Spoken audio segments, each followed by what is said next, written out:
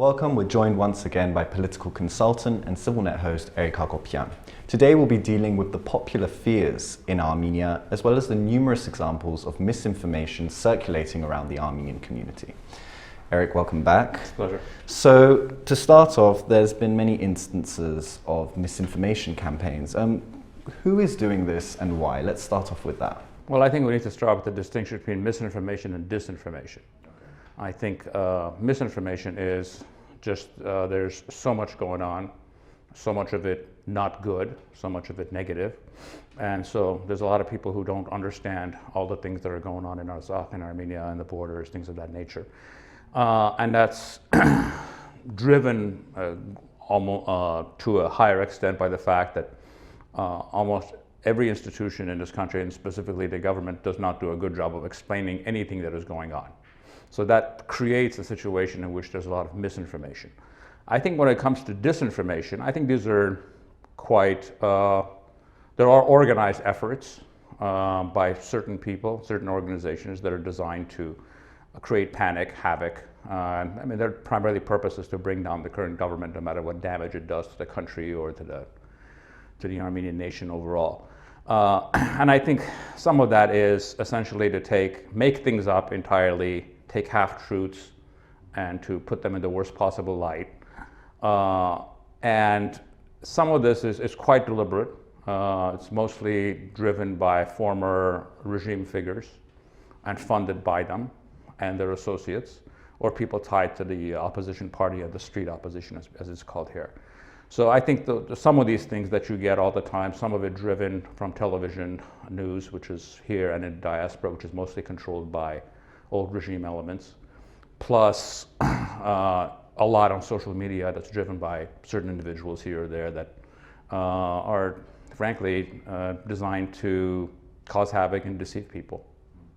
And now I want to go through different popular fears which are commonplace now in Armenia. Let's start off with this. Though an end of war agreement has been signed and Russian peacekeepers have been deployed, many are fearful that another war will take place. Do you think there will be another war in the future? No, but I think we need to be careful when we're talking about this. I mean, outside of a few Caribbean or Polynesian islands, there's not a country in the world that can theoretically be at war sometime over the next couple of years. I mean, whether that's France, the United States, or any country, most of the world. But you have to look at it realistically.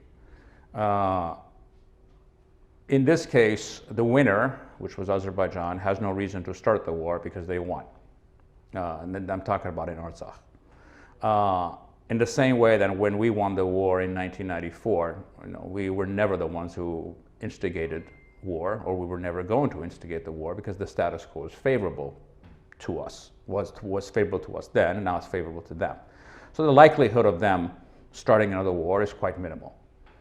Secondly, the presence of Russian peacekeepers and the Russian political presence makes that less likely because the Russians have their own interests here, and any kind of a war would contradict that.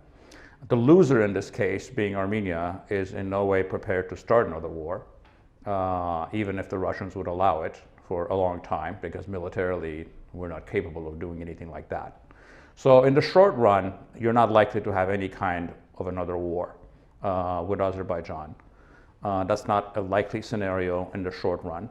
I think unless this issue is settled in a manner that is just for all sides, you could have a war in the future, but that war in the future, which will be many years away, most likely will come when the current Azeri regime is destabilized or falls or is in crisis. And given the fact that the Aliyev regime has won this war, I don't see that for another decade, if not more.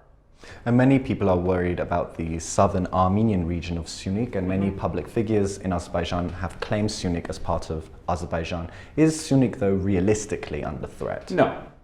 I mean, you just have to look at the realities on the ground. It's not a single bullet has crossed that border. I think that this is a specific place of misinformation that we can bring up, actually, is because there was a lot of headlines about we're withdrawing from Syunik or from certain positions. What they did not clarify is that we were withdrawing from positions that were inside of Azerbaijan proper. We were not, that was part of the peace deal or the surrender deal, whatever you call it. that we would give up all the occupied territories. And obviously, is it good that we don't have those positions? Well, of course not, because they were actually more favorable positions in high ground. But no part of Syunik has been given up that was not part of Azerbaijan proper. And I think there's a lot of misinformation that goes on there, and there's a lot of deceptive headlines that you see, positions in Syunik given up. Now, positions in Syunik that they're talking about are actually in Azerbaijan. So we need to be very clear about this and not to use you need to be clear about the factual withdrawal or whatever is going on, of where it's happening. So I think those fears are, no matter whatever propaganda things that the Azeri officials or some of these things don't even come from officials. They come from a blogger here or a blogger there or some prominent person that's tied to the government but is not in government. There's a whole bunch of nonsense for internal consumption. And a media tycoon and a man who's often been associated with the old regime, Mikhail Minasyan, recently accused Parliament Speaker Arad Mirzoyan of being a foreign agent. Others have accused the Prime Minister, Nikol Pashinyan, of the same thing. What do you think when you hear accusations like this? Well, first of all, the individual you're mentioning is also the son-in-law of the former president. But I'm not going to talk about him. I don't like to speak about individuals because I don't think that's helpful. We need to speak about systems and larger approaches to things rather than just individuals. Frankly, anything of that nature is farcical and ridiculous because these accusations are always made without any documentation or any facts. And if this notion, there's also this other thing about how Nikol Pashinyan sold the country for I don't know how many $1 billion or things like that. That's not how the world works. And in fact, in modern history, there's not a single case of a political figure, many of them far more nefarious than Nikol Pashinyan, ever doing that. So there's no precedence for something like this. And for whenever someone makes a comment like that, especially when they don't have the facts to back it up, it's just sheer nonsense and should not be taken seriously. And businessman Ruben Vardanyan's name has been mentioned as a possible candidate for future leadership. What do you think about his prospects? Well, obviously he's quite a capable person. He's a great businessman, and he's probably probably the greatest patriot we have in this country as far as what he's done for this country over the last 10 years, just from his own resources. So he's obviously a very serious a serious figure. Now, that does not mean he's necessarily is interested in the job, one, and two, that even if he was interested in the job, he would have the vehicles to be able to get to power. If this was a presidential political system and you could run as an individual, that would have been a possibility. But in a parliamentary system, you need a party, you need a setup, you need an entourage that comes with you. And I don't see that. Secondly, more often than not, in my experience, business people don't particularly do well in politics or aren't interested in politics because business, to a great extent, is a meritocracy. It's not a complete meritocracy, but it's far more of a meritocracy than politics is. And business people generally get very frustrated with politics is because the key to success in politics in most places is mediocre consistency and not excellence. And if you're a business person of his level, has had the level of success that he has, politics is not an easy game to get into. Right. And another popular fear, many believe that everything that's been happening to Armenia and Artsakh is part of some greater geopolitical game. And if so, if you believe this is so, what is this game? Can you explain it a bit? Well, this is the thing about conspiracies. You hear about conspiracies all the time, and there actually are some conspiracies, but they're hardly ever secret. And as far as what game, we were entirely unaware we were caught unaware, the entire political leadership, military leadership, with what was done to us in those 44 days. And it was something that was done to us by a group of countries, in this case, Turkey and Azerbaijan, aided by other people standing around and not doing anything.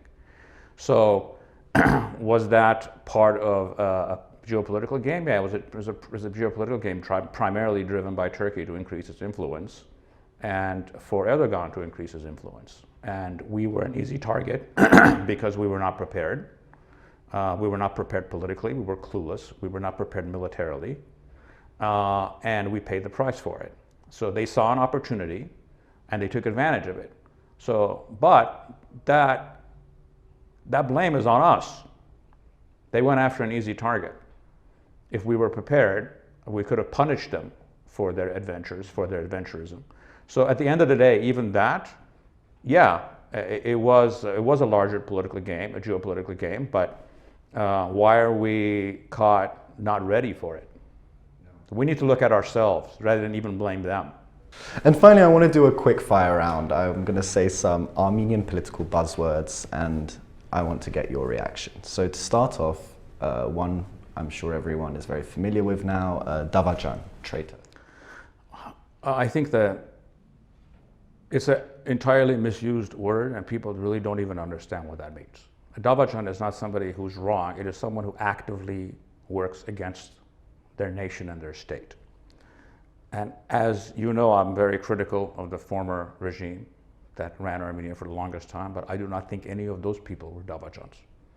I don't think anyone in the current government is a Davajan, because I don't think anyone is interested in becoming, for example, like take Nikol Pashinyan. Does he really want to be known as the Armenian leader that lost Shushi? I mean, what does he gain politically by that?